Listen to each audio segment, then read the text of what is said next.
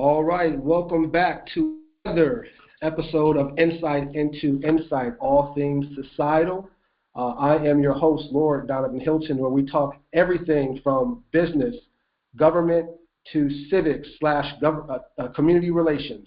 And so in this particular case, I have a good friend of mine and founder of the Price of Freedom Foundation, nonprofit organization. We're going to get into my friend, Lieutenant Colonel Davis Schroeder.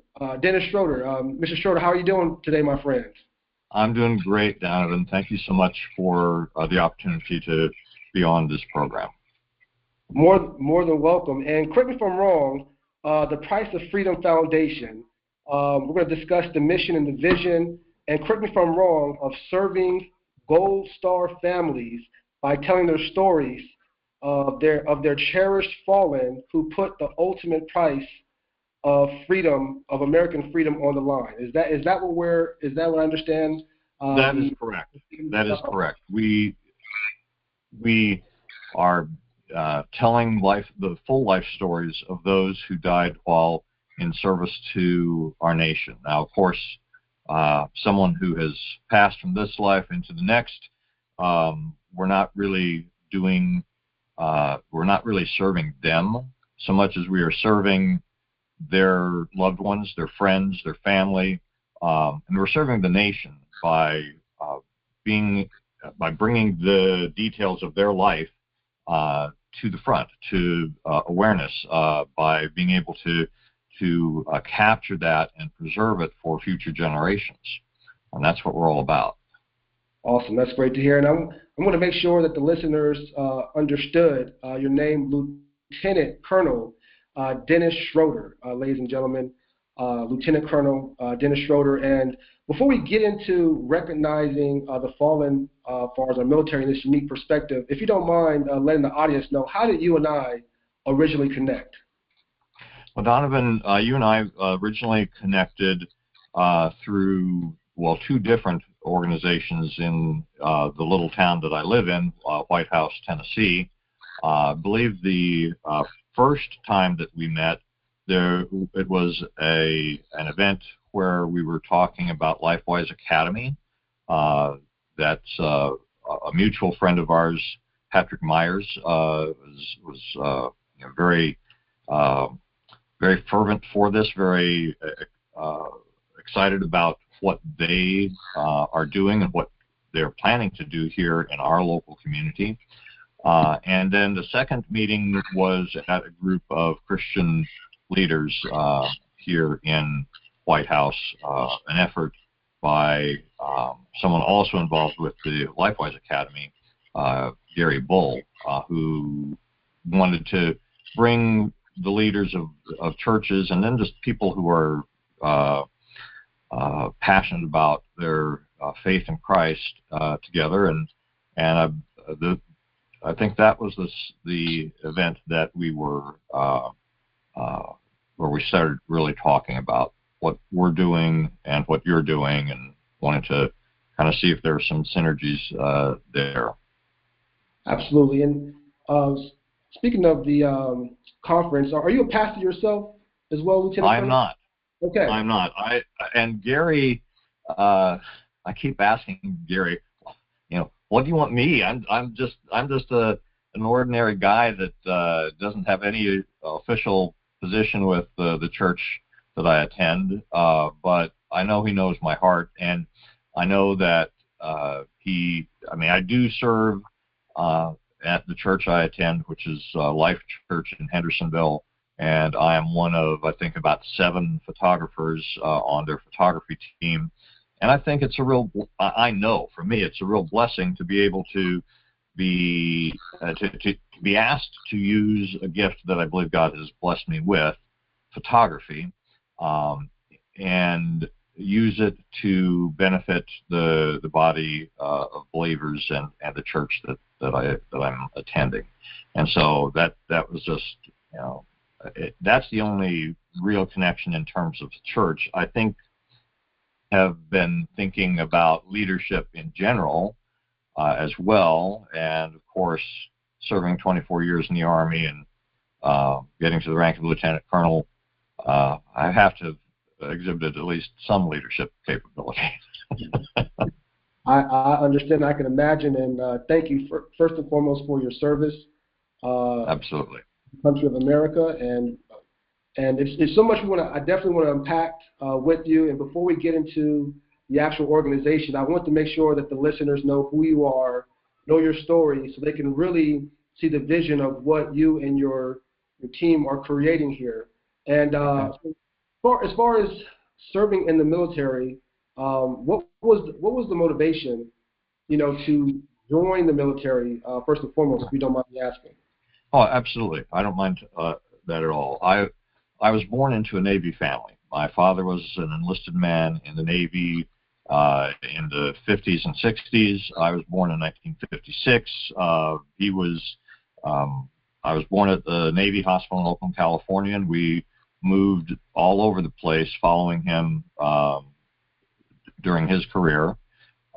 And by the time I entered high school was about the time that he retired. So I was thinking positively about the military life and wanted to join the Navy. During high school, I joined an organization called the Sea Cadets, which was a sort of a precursor, kind of like a JROTC, but it was really geared towards enlisted service. I did well in high school. My father suggested that I apply for the officer programs for ROTC because there was no way that that he could help me financially to go to college. So I applied for I think all of the services ROTC programs. I was offered a scholarship by both the Navy and the Army, but it turns out I have a slightly defective color vision. And so the Navy said, you can be a Marine. And I was not at that point in time in my life interested in becoming a Marine. So I took the Army's offer and didn't really have much thought beyond that of the fact that I was going to be the first in my family to go to college, and that that was it. I mean, the Army was the pathway, and it just kind of unfolded thereafter. It's not like I was one of those guys that had, this is it for sure, I want to make a career. No, that was not it. But God has ways to kind of shape our lives and direct our paths. And before I knew it, 20 plus years had gone by. Well, I follow you. And just to be sure, when you started and enrolled into college, were you already enrolled in the Army at that time, which helped pay for college, or was that after? No, I had not. I had no official connection to the military. I was simply like any other student who joins ROTC in college. That was me, except I happened to be one of those that was on a 4-year scholarship. And what did you study while you were attending college? Well, I thought I was going to be a math and computer science major because I did well at that in high school and took some advanced placement courses, got some college credits that way. But my second semester at UCLA disavowed me of that notion. I flunked both my second semester programming class and my second semester calculus class, and I had been in a small school environment in high school. It was a small Jesuit high school in Tacoma, Washington, Bellarmine Prep, and my smallest class at UCLA was probably 100 students my freshman year, and I could never connect with the teachers assistants. I just floundered. I was able to change my major to psychology because all through my high school years, everybody said that they felt like they could pour out their heart to me and like to nobody else. So it's like, okay, well, let me, and plus I was trying to figure my own silly self out. So I wound up changing majors and changing universities, too, to improve my GPA. So my second part of the undergraduate experience was at Seattle University. And so I graduated from there in 1978 with honors, actually. So it was a good move. So how did the role of or how did the transition into the military? You're doing ROTC or programs similar to it. How did that transition happen after you graduated college? Well, they send you off to on graduation. What they do is they have a ceremony after you receive your the diploma, and they commission you. You basically take the oath of office, and now you are officially in the military, and you are a second lieutenant.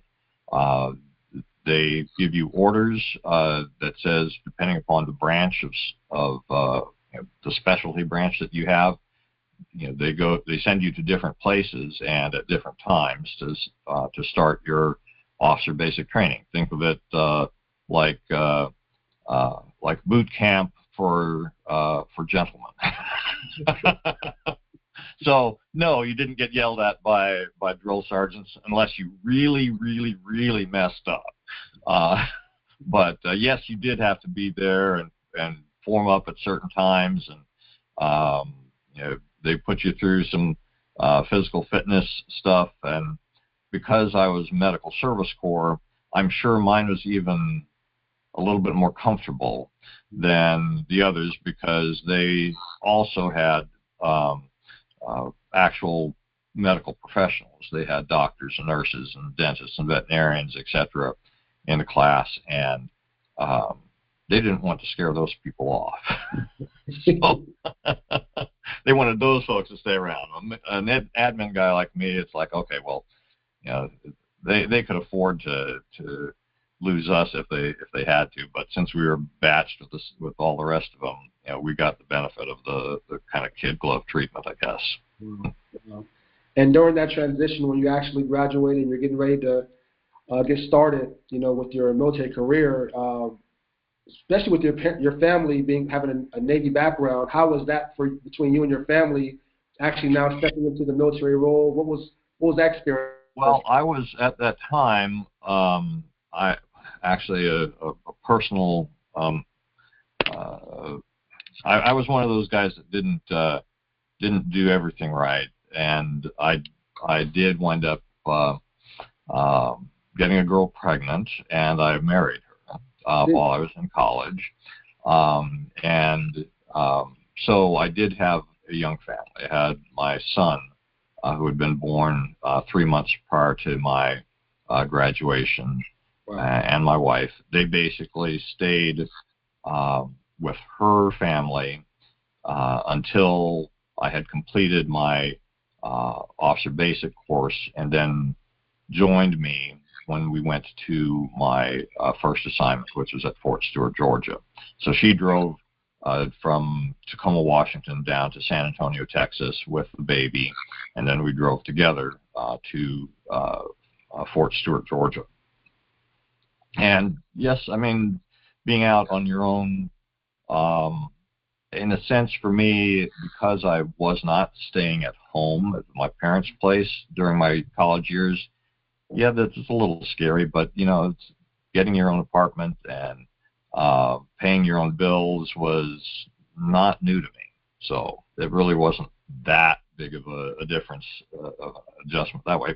And I was getting paid a whopping $800 a month for my base pay, and I was in high cotton, so to speak. I was loving life. I had more money than I'd ever had before in my life. So it was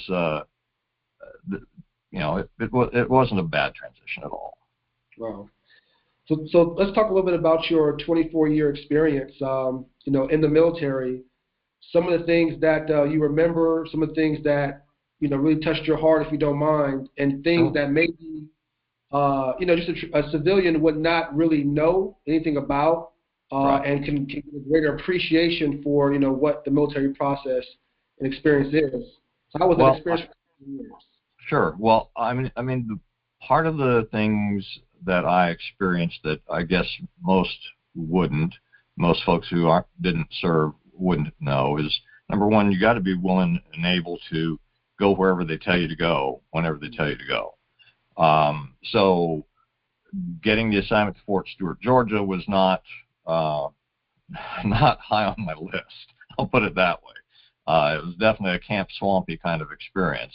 And I struggled with that because I was used to the Pacific Northwest with the moderate climate, the mountains, all of that. And here I go to, coastal Georgia, and it is the exact opposite. Swamps and high heat, high humidity, and lots of bugs. And anyway, I just wound up eventually paying attention to the fact that several of the soldiers in my platoon that I was responsible for were from the area, and they were loving life. They were having a grand time, and here I was miserable. And I'm thinking to myself, what's the difference here? Is it the environment? No, it's the individual. So I wound up through a long process of struggling to figure out how I could change my mindset to enjoy the place. And because I had loved photography and had picked up the camera and loved taking pictures in high school, I was able to appreciate the beauty of that stinky, sticky swamp. It was, there were times a day that it was very beautiful. And so it made that transition. What time of the days were they, or were those? Mornings and evenings. Sunrise and sunsets are gorgeous. Absolutely. And so it's going to be different for every person, but I think the ability to recognize that it's how we approach a situation, the mindset we take to it, that can allow you to adapt and prevail, I guess, in whatever changes life sends your way. In terms of other things that I did, I'd say one of the more interesting and sort of scary going into it was there was a winter exercise in Alaska. I was a company commander at the time. I was at Fort Lewis. I had a medical company that supported an armored battalion or brigade. And we were part of a task force that was going up to Alaska in the middle of the winter to play the OPFOR, or opposing forces. The scenario was that Russia had invaded Alaska to attack the oil pipeline up there. This was back in the early 80s. And there was a lot of preparation that we did to go and participate in that. And it was scary from my perspective, mostly because I was responsible for 60-some people that were going up there under my command. Plus, we were going to be the field medical support to an entire brigade. Colonel, yes. sorry to cut you off, but the time that you actually started and went through training to that moment when you are now overseeing and managing 60 people, how long had it been, that time span in between? Oh, well, from, let's see, it was about 3 or 4 years. Wow. So, one of the good things that the military does is they will give you training, and then they'll throw you into a position of responsibility where they expect you to do it. But, you're not, they don't take the time, and they really can't, to give you all the possible things you're going to face. And so more so than most organizations, I believe that they are great at stretching you and giving you some basic tools and telling you, go get the job done, and here's the responsibilities, make it happen, kind of thing. So yeah, that was a very big experience, and believe me, no matter what they do, they didn't prepare you, or didn't prepare us for stepping off an airplane at 47 below zero. We had all the equipment and gear on, but the effect of taking your first breath was not something I was expecting. But because what happened And I'll tell you, if you ever go up there, what happens when you step out into that kind of environment is with every breath that goes in, the hairs inside your nose freeze. And with every exhalation, they thaw. And there is a reason why they have those big mittens with the woolly cover on the backside, so they can wipe that drippy stuff away. Yes. I found that out very quickly. But otherwise, all the equipment worked. We had 0 cold injuries for the entire brigade for the month that we were up there, and in fact, we had about a half dozen heat injuries, and that's because the young troops that were with the infantry that were marching out through on the tundra, the snow and ice, kept everything buttoned up. And part of the training had been you unzip your parka and you ventilate as you start walking, because otherwise you're going to build up too much heat. Well, they didn't believe it, so they wound up with trench foot, heat exhaustion. So. I see. Wow. So I'm thinking, and I do want to jump into the organization, but this to me gives me a better understanding of recognizing those that have fallen. But we got to know respectfully the process of of just the day-to-day, to really appreciate it. So like you said, I can imagine 60 people, and these individuals are, in this particular scenario in Alaska, 60 people, I'm sure from all over the country that really don't know how to build a work relationship. From all over. I mean, that's one of the things, my experience growing up on military bases is that you meet people from all over. And you are, in a sense, in an insular community because you're all with other military kids. But these are people who come from all over the country. And so I just knew that, I talked to folks that grew up in the 50s and 60s, same time frame I did, but they didn't have that military background. And it's like, I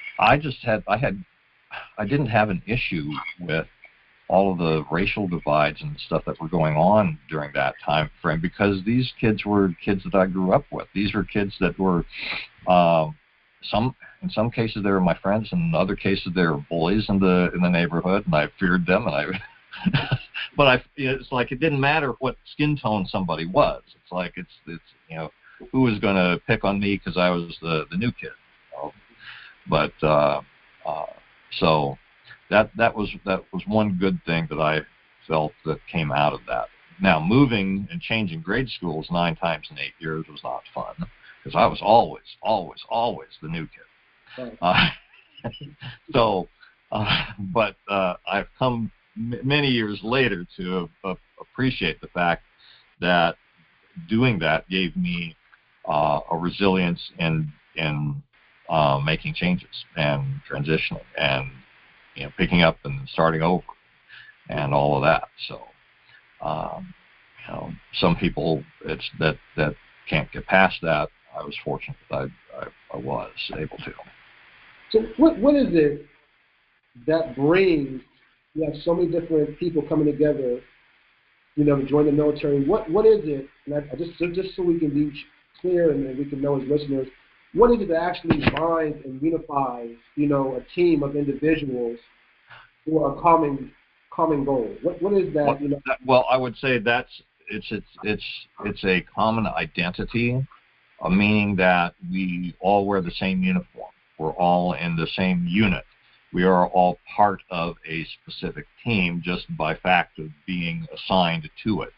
So the military gives a sort of a structure to that people can then kind of, okay, I'm in the 5th of the 32nd Army. I'm a tanker, or I'm a mechanic, or I'm a medical platoon support, but we're all part of this same organization.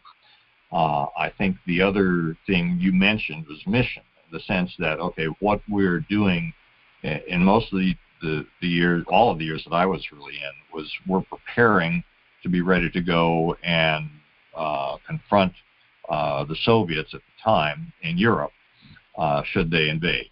And so being prepared to go. And ready to do your combat mission, but also ready to do all the logistics stuff that it takes to get you there.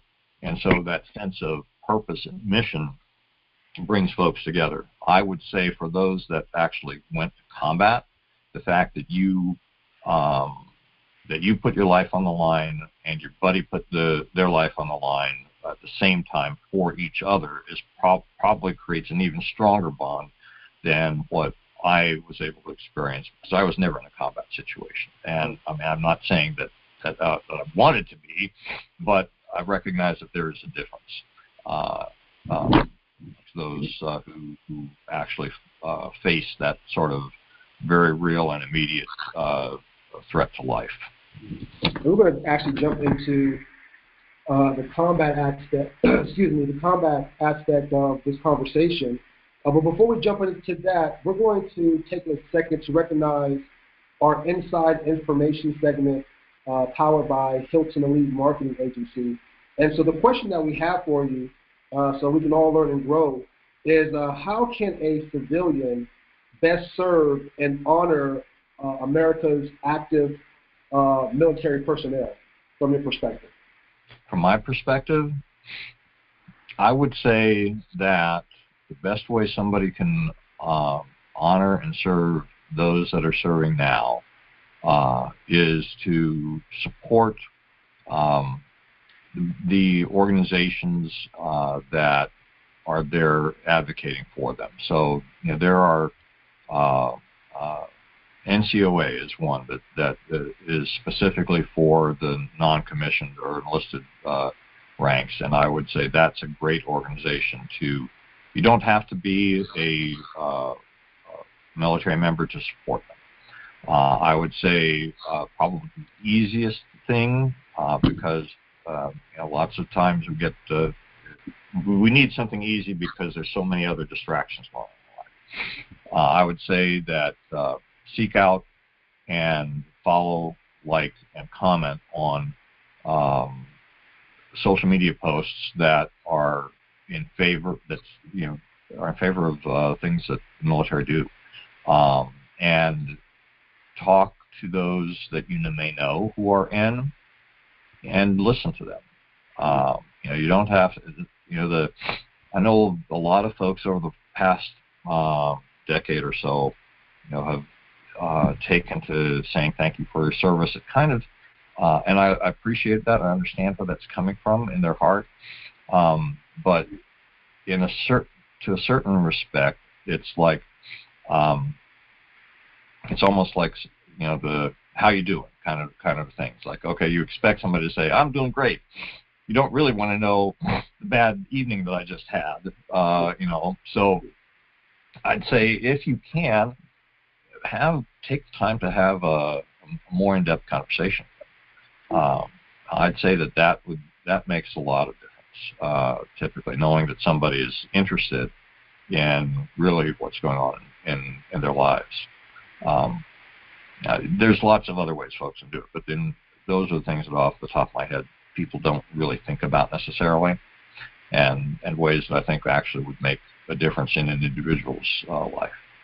And most definitely, I appreciate that. And speaking of having more in-depth conversations with veterans, I never really knew, because I don't know what a veteran may have went through while they were in active duty. So I never want to try to bring up anything that may be painful or just, I would be respectful. I have no idea.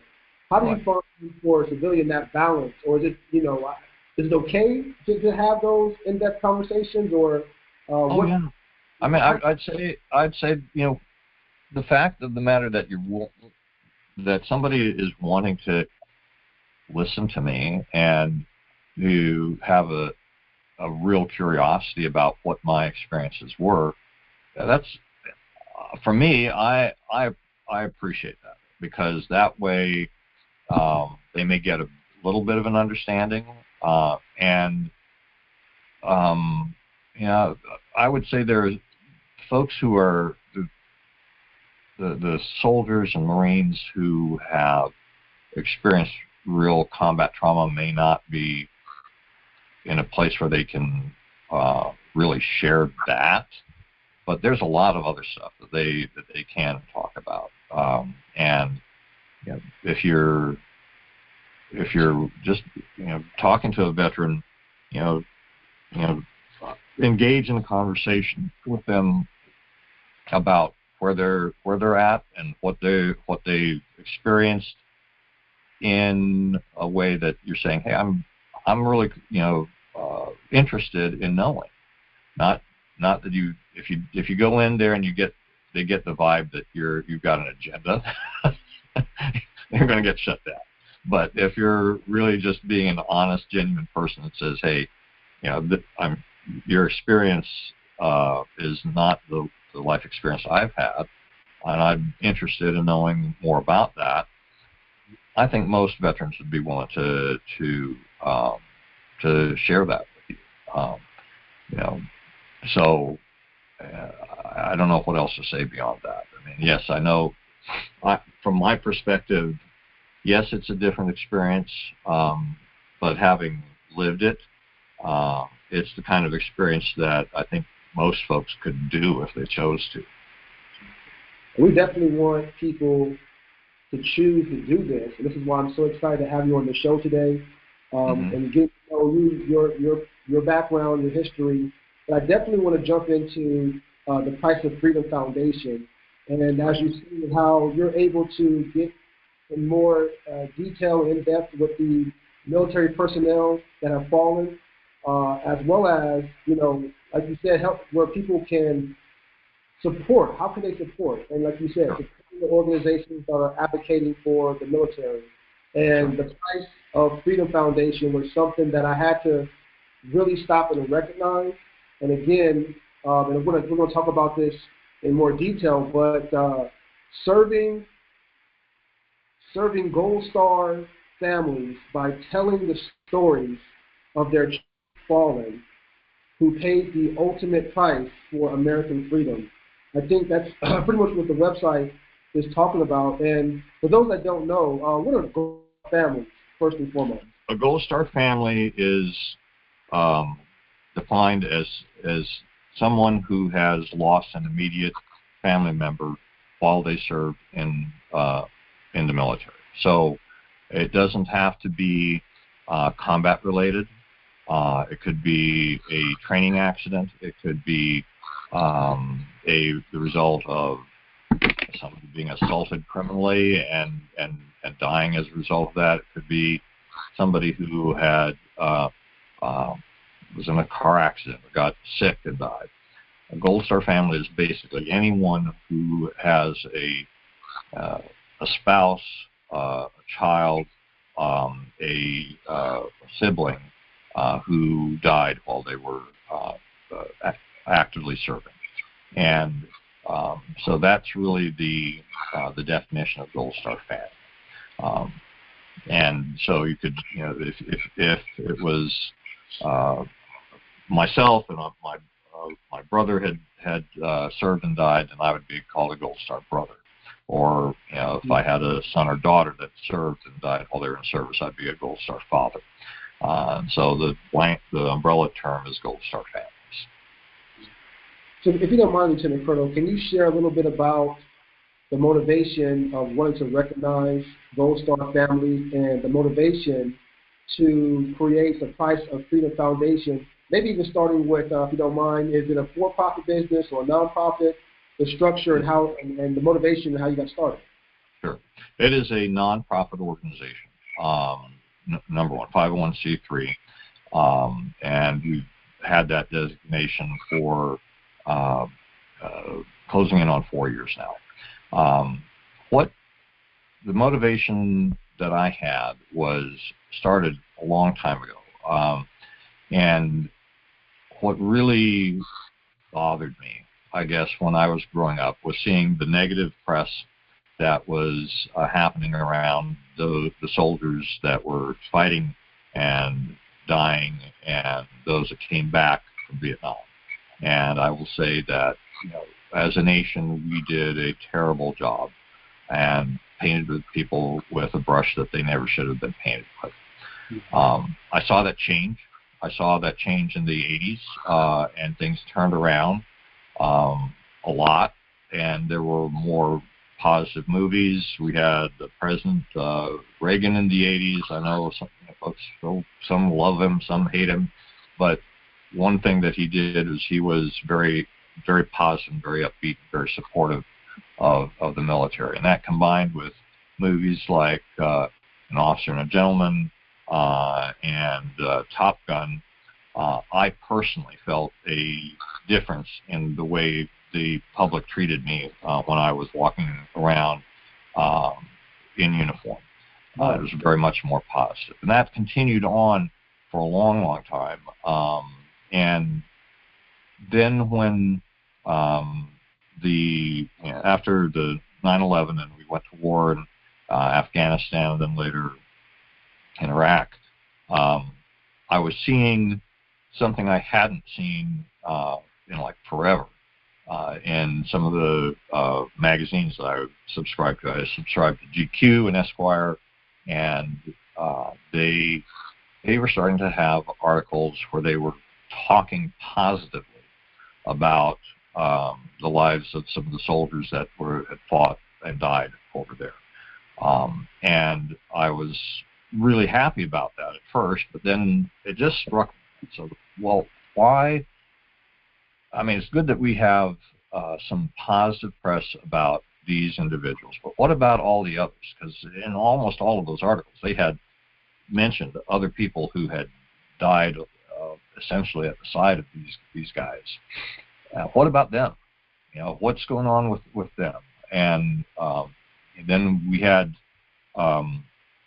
the national attention when Pat Tillman died over there and his whole story.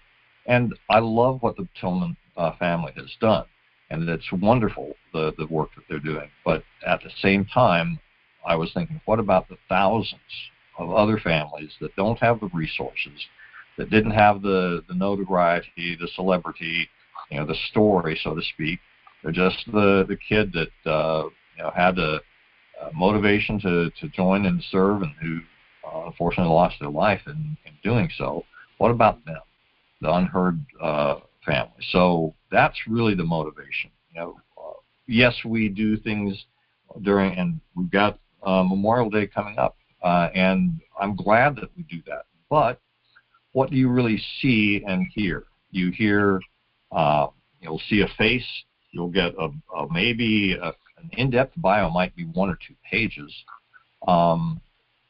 but you really don't have a sense for who this person was. And so what I was thinking about for a long time, and what I really wound up doing, was digging around and asking people questions and finding out the fact that there is some research now that's been ongoing for about the last 15 years or so about grief and military families.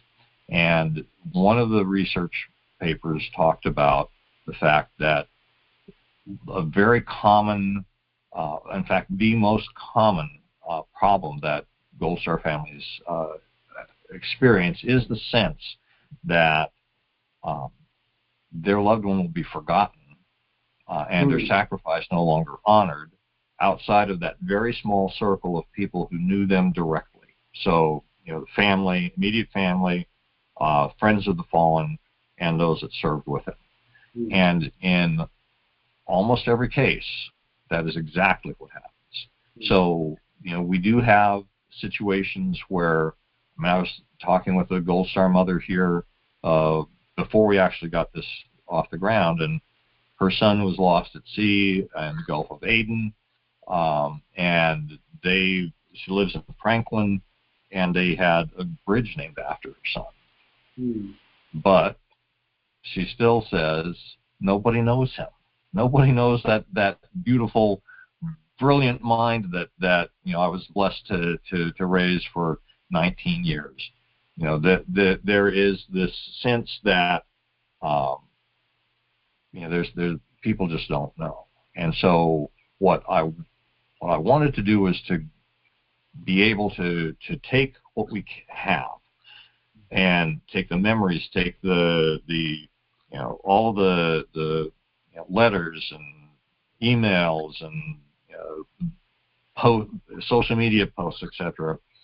And instead of it being a hodgepodge, which is what it is for somebody looking at it now, to bring it all together and to be able to tell that story, have a narrative that can tell the story from beginning to end and beyond, depending upon how far back in time it was that the person lost their life, and be able to do that both in writing, because I know technologies that were around and were the state-of-the-art 20-some years ago that don't exist right now. So I want something that's going to take advantage of current technology but not be dependent upon it. And so that's why we are producing written biographies and taking all of the interviews that we do and recording them, so that when we have the resources to do so,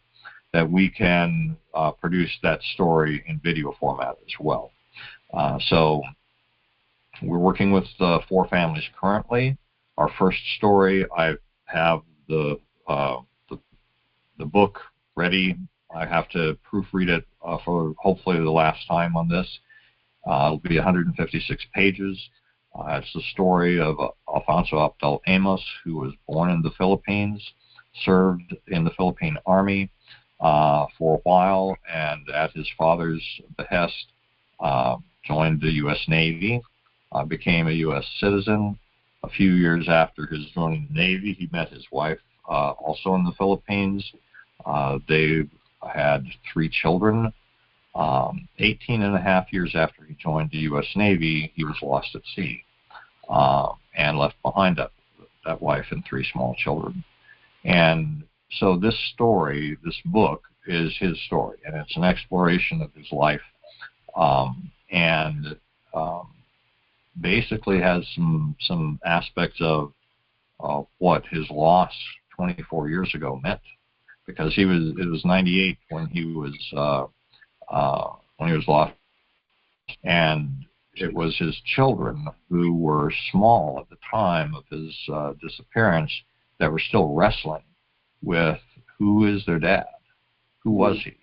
And so it's been a voyage of discovery in the process, and at the end we will have this book that was going to be gifted to this family, to each member of the family, so that they can have something that can be passed down to the future generations, hopefully for 100 years or more, so that they've got that person's, their grandfather's story right there. So that's what we're doing. We're doing this. The other 3 families are in research phase thus far. How people can help. Number one, we definitely need financial help. To put a video together, a documentary, is putting a book together and video together are expensive matters. People who've not been doing this, which I had not done before, we get shocked. There's sticker shock for sure. But getting an indie filmmaker to do a documentary is going to be about $50,000. Most more established organizations are talking 2 and 3 times that. To put the book together, which we've done on a shoestring, was nowhere close to that, but it's still in the thousands of dollars. So financial contributions would be helpful. When we have the book available to purchase, buy 1, buy 2, buy 3. Donate some to a library or whatever, that gift them to somebody, because of course we make some money off of those sales. Volunteer your time. We have needs for just about anything that somebody can do. So I definitely need somebody. I need people who are good researchers, who can go and dig and investigate and have a curious mind about things, because we have lots of details about these families whose loved one we're honoring. But if you can, somebody who can dig around and say, okay, well, this person was at this place at this time? Who else was there? What class were they in? Who can we find that knew them so that we can set up interviews with those folks and details about what was going on in those kinds of places. So researchers, we definitely need you. I need writers. The writer who wrote our first book, fabulous guy, loved him so much, did a wonderful job for us, but it took him 5 months out of his year, out of his life, to do this. And there's not a lot of folks that are in a position where they can just, give up 5 months without compensation. Mm-hmm. Now, hopefully, we're going to get enough sales. We can offer him a much delayed royalty for that, but we need writers that can help us with this. I'm not a writer myself. I did military writing, and that's not the same. I could definitely use a filmmaker, somebody who knows how to put this together. Our first, our first story, we have over 40 hours worth of video that we've compiled. Nobody wants to sit through 40 hours of unedited video. We need, and I have a couple of video editors, but they need more direction than I can give them. And so I need somebody is essentially a filmmaker who can come in or an aspiring one, somebody who says, hey, this is what I want to do. Let's take a shot at this, and can volunteer their time and services to help us piece this together. I would love to have some musical talent put together for this, because with any video presentation, you want some kind of sound supporting it. I could definitely use people who are graphic artists or art in other forms. I'd love to have a series. In fact, I was talking to somebody yesterday about who puts together promotional items, and we're going to have a jacket that's got a couple of patches on and the like. But it's like the only thing that we have that really can be translated to a patch at this moment is our logo. And I like our logo, but I'd like something in addition. And I'm not a graphic visual creator. I do photography, and I can see a scene and kind of capture that, but it's like thinking ahead about what I want and then creating it like the great graphic artists that I've seen can do. That's not me. I can definitely use somebody who can help us design some more graphics that would help promote the story. And we'd love to be able to create challenge coins. So challenge coins are military coins, and I want it to represent the individual that we are honoring too. So I need somebody who's got the graphic design ability that way for that specific application too.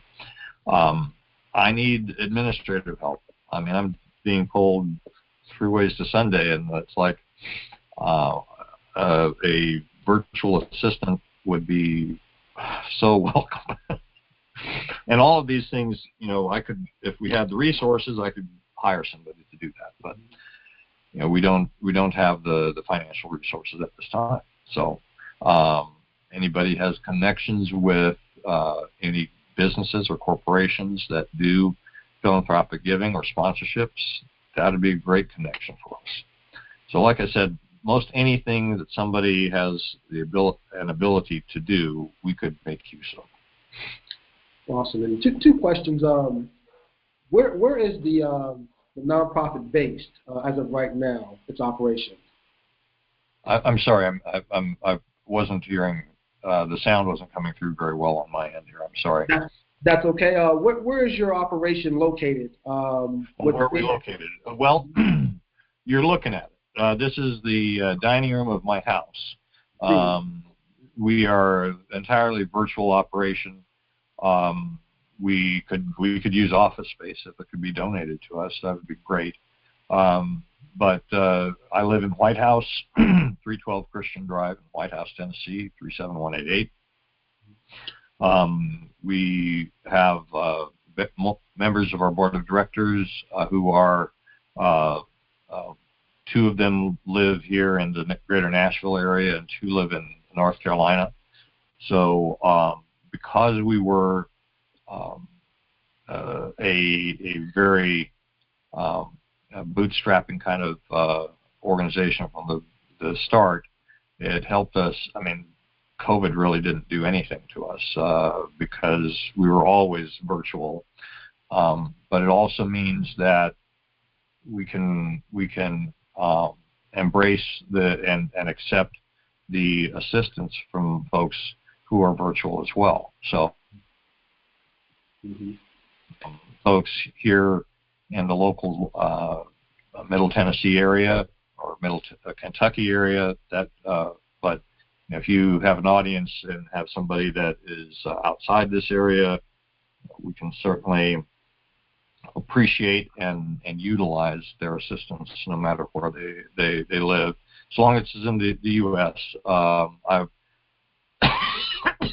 I have had to say no to some folks that were from other countries that wanted to assist, and just I'm not really certain about I'm hopeful that it was really a heartfelt thing on their part, but I'm cautious about things that may touch on security issues. You never really know what the backgrounds of the people honoring are, and I don't want to create any possible issues with legalities or national security or anything like that. So I'd like to keep our volunteer force to be U.S. based and U.S. citizens. Absolutely. And I mean, there's so much going through my mind, but like you said, supporting the organizations that are advocating for the military and the work that's being done respectfully. For example, someone saying thank you for your service, which is great and appreciated, but getting to know the individual in more detail actually gives a sense of a deeper sense of appreciation. That's the same thing that any traditional civilian can do, and the Price of Freedom Foundation is a great way for you to give back. And some of the things, if you're a writer or videographer, graphic designer, if you have any kind of resources, in-kind donations, office space, if you're a business or a corporation that can donate either time or talent or finances, filmmakers. Right now there's 40 hours of unedited video, so if you're into editing or you're aspiring to get into media, this is a great way for you to show support to your military right here. And we hadn't had a chance to really get into the conversation of healing and empowerment and what these documentaries and published books actually give to the family. And so for people that want to invest or donate their time or resources, where can they find your organization online, and what is the best way for them to get in contact with you to either volunteer or sponsor? All right, super. Well, they can reach me through our website. Number one, I'd recommend you. It's www.priceoffreedomfoundation.org. They can. There's a link there for them to send an email. Probably the easiest there is that it's info@priceoffreedomfoundation.org. They could email me directly as well at D Schroeder, and that's DSCHROADER at priceoffreedomfoundation.org. We have presence on Facebook, Instagram, YouTube, pardon me, and LinkedIn, all at the Price of Freedom Foundation. And I would recommend folks, ask folks to like and follow us there on all of those. Our phone number, you can call me or text me directly, is 615-389-1867. And those are the best ways to reach us. I appreciate your taking the time, allowing me to talk about about this, and for anyone out there who is listening that has a heart for what we're doing, I absolutely appreciate you reaching out to us, and let's have a conversation to follow up on what that could look like. That's awesome. And again, we just thank you so much for your service and for just the entire military for their service. And thank you and to the board for recognizing the Gold Star families and just wanting to honor. And I'm sure there's other programs out there, but just with what you can and your board and what you all are able to do, we just thank you for recognizing those Gold Star families. I can only imagine, how much of a healing process that is for them. And that's why I'm thanking the listeners in advance for making sure they reach out to the Price of Freedom Foundation to make sure that you can donate either your time, your talent, or any kind of finances to make sure that we can continue to recognize our military and those that have paid the ultimate price to ensure that America is free. And so again, Lieutenant Colonel, we just thank you so much for your time. Ladies and gentlemen, Lieutenant Colonel Dennis Schroeder. And before we wrap up, we do have one more inside information segment presented by Hilton Elite Marketing Agency. And just Lieutenant Colonel, for those listening, in your experience, especially with military management and going through life, what one piece of advice would you have for the listeners before we part ways? What piece of advice as a listener in terms of managing people? And this is a very broad question, just in general. Okay. It could be in life, business. Okay. I would love to be able to talk about folks in business from the standpoint that I see a lot of people who are put in management positions that really weren't prepared for it. And what I would like to say is that I applaud folks who want to go from a line worker, so to speak, to a manager. But the number one thing that I see people fail to do is to take the approach and the attitude that the people who you are responsible for are people first and foremost. That you need to be concerned about them as a person. You need to treat them with dignity, respect, and of course expect a good amount of work in return. But I see it in the workplaces that my family members work in, where I would not consider their managers at all, because they treat people poorly. And I would say you do not need to. That is not a good example for management. It's not a Christian example. It's not a good. It's not an example of something that works long term. And I would say you can stand out if you are going to go into any sort of leadership position, to recognize that it's the team that you're leading that needs to be like people first, mission always, I guess would be the simplest way to say it. But you need to take care of your people, and you need to be able to know that they need to know that you really mean it, and it's not just you saying words that aren't coming from your heart. You have to really care about the people that you're managing, and if they know that you do, and you have a mission that you got to get done, they'll probably come up with ideas that you didn't even have on better ways to get things done and get it done better and faster. So, teamwork that is truly caring and compassion about others as Christ taught us to be. Wow. That's it. I think that's a great, thank you. That's a great lesson for life as well. I'm thinking just in my marriage and just the relationships that I have, it's the team you're leading that needs to be taken care of, and more so that they know that you mean it. And I think that's one of the bigger challenges employers are having right now, where there's a high retention rate because people are feeling like they are not appreciated, and the management does not mean, really what they're saying. So we definitely appreciate that. And I think we're going to table that conversation for another time for you to join us again. We definitely want to make sure we stay in contact and have you keep us updated. We definitely want to continue to get the word out, Lieutenant Colonel. Absolutely. So we appreciate your time. Congratulations in advance for your continued success with your professional life and your personal life. Thank you so much for your service again, and we definitely look forward to connecting with you soon. Same here. Thank you again so much. God bless.